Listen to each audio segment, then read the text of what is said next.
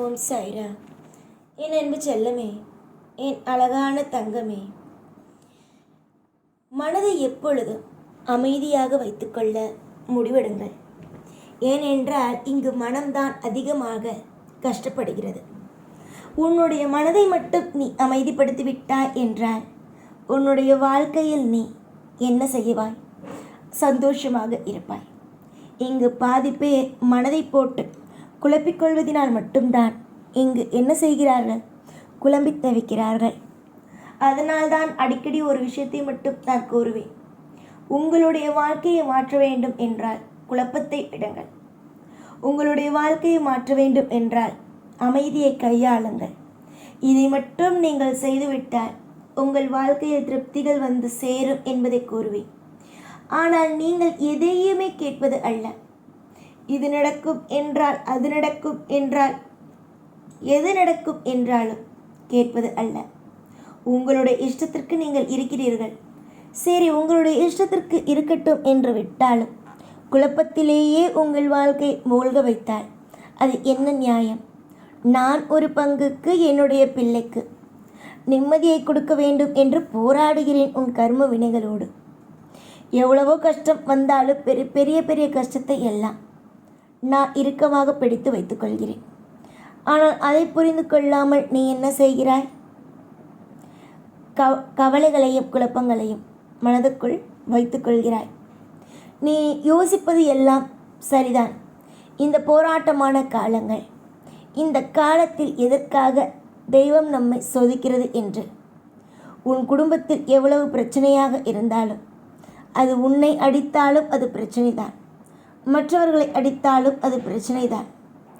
ஆக மொத்தம் யாருக்கு என்ன நடந்தாலும் அது பிரச்சனை தான். நீ மனதளவில் அமைதியோடும் மனதளவில் எப்பொழுதும் குழப்பம் இல்லாமலும் இருங்கள். ஒரு தெளிவு கிடைக்கும். சமீபத்தில் உங்களுக்கு ஒரு விதமான குழப்பங்கள்.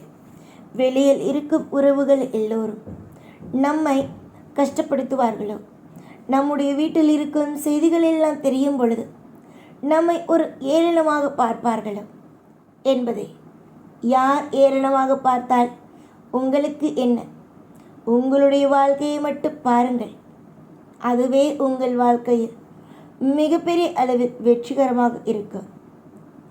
சந்தோஷத்திற்கோ இல்லை உங்களுடைய வாழ்க்கையில் மற்ற விஷயங்களுக்கோ குறைவராத அளவுக்கு என்னால் பார்த்து கொள்ள முடியும்.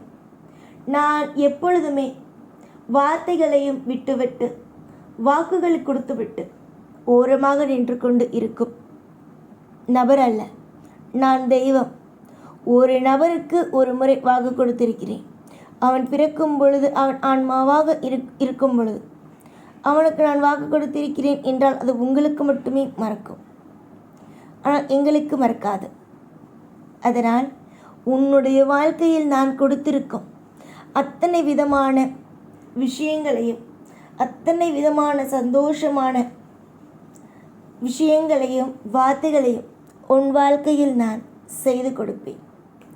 தொடர்ந்து போராடி கொண்டு இருக்கும் உங்கள் போராட்டங்களில் ஒரு மாபெரும் ஒரு திருப்பத்தையும், மாபெரும் ஒரு அழகான நல்ல நல்ல விஷயத்தையும் தரலாம், யோகத்தையே கொடுக்கலாம் என்று முடிவெடுத்து தான் நான் உன்னுடைய வாழ்க்கைக்குள்ளேயே வந்திருக்கிறேன்.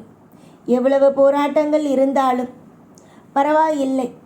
உன் வாழ்க்கையில் இருக்கும் போராட்டங்கள் அனைத்தையும் சரி செய்து விடலாம் என்றுதான். கண்டிப்பாக சரி செய்து விடுவேன் என்ற நம்பிக்கையும் உறுதியும் என்னிடம் உண்டு. உன்னிடம்தான் அந்த உறுதியும் நம்பிக்கையும் இல்லாமல் உள்ளது. நிச்சயமாக போராடி போராடி தோற்று போவன் ஒரு பக்கம், அதே சமயம் போராடி போராடி ஜெயிச்சு உன் வாழ்க்கையில் வெற்றி அடையப் போவது நிச்சயமாக உறுதி. பல பேருக்கு நன்மையை செய்யக்கூடிய அளவுக்கு உன் வாழ்க்கையோ. இத்தனை நாள் நீ அமைதியாக இருந்தாய். எனக்காக அத்தனை விஷயத்திலேயே சாய் செய்வார், சாய் செய்வார் என்று அந்த நம்பிக்கையை நான் உடைக்க விரும்பவில்லை. கூடிய சீக்கிரத்தில் உனக்கு நான் செய்து கொடுத்த சத்தியத்தையும் வாக்குகளையும் கண்டிப்பாக நடத்தி கொடுப்பேன். சில நேரத்தில் நமக்காக எதுவுமே வேண்டாம் என்று தோன்றும். ஆனால் சில நேரத்தில் என்ன தெரியுமா தோன்றும்? எல்லா விஷயமும் வேண்டும் என்று தோன்றும். ஆனால் சில நேரத்தில் தன் குடும்பத்திற்கு மட்டும் நல்லது நடந்தால் போதும் என்று தோன்றும். அந்த வகையில்தான் உனக்கு முன்னாடி எல்லாமும் உனக்கு கிடைத்தால் நன்றாக இருக்கும் என்று தோன்றியது. அந்த காலம் போய் என் குடும்பத்திற்காவது செய் என்று சொல்லும் காலங்கள் வந்துவிட்டது. இப்படித்தான் ஒவ்வொரு வாழ்க்கையும் நகர்ந்து கொண்டு இருக்கிறது. போகட்டும், விடு. எல்லாமும் உன்னுடைய வாழ்க்கையில் கவலைகளாக இருக்கும். அனைத்தும் உன்னை விட்டு போய்விட்டது. ஆனால் கூடிய விரைவில் திருப்திகள் வந்து அமைந்துவிடும். எந்த நிலையிலும் நீ தவறு செய்யாத பட்சத்தில், எந்த நிலையிலும் எதையும் கண்டு அஞ்ச வேண்டாம். உன் மனதுக்குள் ஓடிக்கொண்டு இருக்கும் இந்த பயங்கரமான போராட்ட காலங்கள் முடிந்து உனக்கு துரோகம் செய்தவனும் உன்னுடைய வாழ்க்கையில் உன்னை போட்டு இந்த அளவுக்கு கஷ்டப்படுத்தியவனும் ஒரு நாள் திரும்ப வருவான் உன்னிடம் மன்னிப்பு கேட்பதற்காகவே. உங்களுடைய ஆசைகள், கோரிக்கைகள் எல்லாவற்றையும் நான் நிறைவேற்றுவேன். எல்லா கவலைகளும் உங்களை விட்டு போகட்டும். ஐஸ்வர்யங்கள் வந்து உங்களை சேரட்டும். அமைதியோடு போராடுங்கள். போராட்டம் என்றால் நீங்கள் அனைத்தையும் போராடி விட்டீர்கள். இதற்கு பிறகு என்ன? எல்லாமும் முடிந்துவிட்டது. அமைதியாக இருங்கள். உன்னை தூற்றியவனும் உன்னை வீழ்த்த வேண்டும் என்று நினைத்தவனும் உன் பக்கத்தில் நண்பனாகவும் இருந்து கொண்டு உறவுகளாகவும் இருந்து கொண்டு உன்னை போட்டு காயப்படுத்தியவனும் உன்னை அண்ணாந்து பார்ப்பான். அந்த அளவுக்கான வாழ்க்கை உன்னிடம் அமைந்தாலும் அமையுமே தவிர ஒரு நாளும் உன் வாழ்க்கை வீண் போவது கிடையாது. இது நான் இந்த நேரத்தில் இந்த பொழுதில் உனக்கான சத்தியமாக நான் கொடுக்கிறேன். யாருக்கும் எளிதில் சத்தியமே செய்து கொடுக்காத இந்த சாய் என் பிள்ளைக்கு சத்தியம் செய்து கொடுக்கிறேன். நிறைய போராட்டங்கள், அவமானங்கள், மன உளைச்சல்கள், இரவு பகல் முழுவதும் அழுகை, யாராவது பார்த்தால் கண்ணீரை துடைத்து கொண்டு சிரிப்பது போல இருக்கும் உன் முகங்களும் உன் மனங்களும் இனிமேல் எந்த விதமான நடிப்புகளும் இல்லாமல் உள்ளுக்குள்ளும் சிரிக்கும், வெளியிலும் சிரிக்கும். நிச்சயமாக எல்லா தெய்வமும் உனக்கு துணையாக இருக்கும்.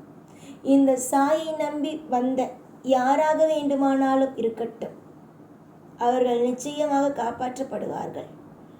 நீ எந்த தெய்வத்தை வேண்டுமானாலும் வணங்கலாம்.